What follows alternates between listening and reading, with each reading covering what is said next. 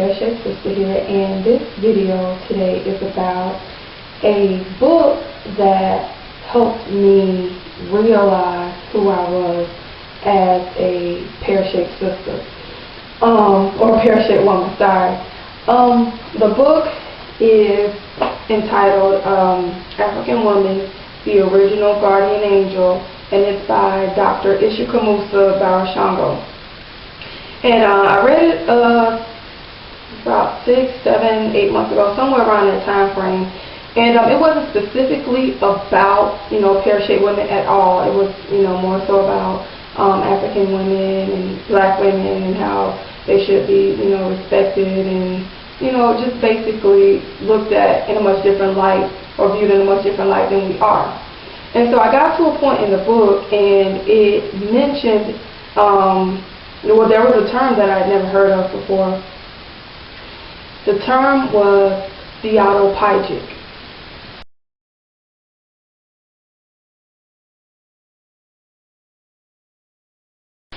And I had to read over that several times because I was not familiar with that word.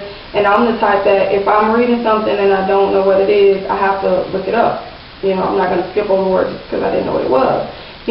Based on context clues, I kind of figured out that it had to do with, a larger size woman or something like that, because in the book it talked about, how that when men died, they were actually buried with figurines of, the rounded woman or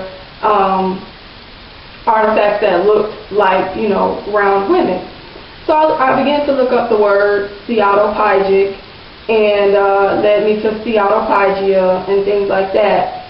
And upon looking up this word, it just, bells and whistles went off, because I've always felt very different from other people, other women, when it comes to my size. And that's because I never really went to school with girls that were shaped like me. Even a lot of my family members aren't shaped like me, and I was always made to feel uncomfortable in my earlier years.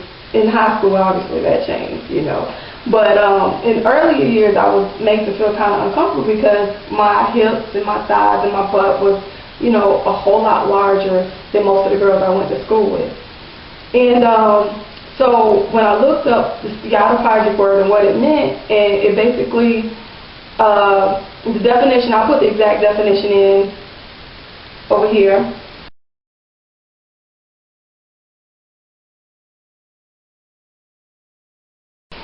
But the basis of it means basically, an accumulation of fat along the front and side of thighs and, your butt.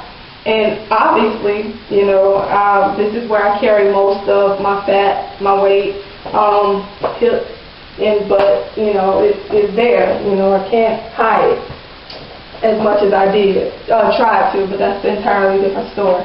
So anyway, it was also talking about, once I looked up the word, I was finding out about the Poison people and the Hottentot Venus, Sargie Bartman, and just really interesting, fascinating things. And it put me at ease, and it made me feel a little bit more comfortable within myself, because, the media floods you with images of rail thin women, and also if you're not really used to seeing women that are shaped like you. Obviously I have bigger aunts, and I know women that are larger but not exactly proportioned like me, so I was always the odd man out. I really didn't fit per se.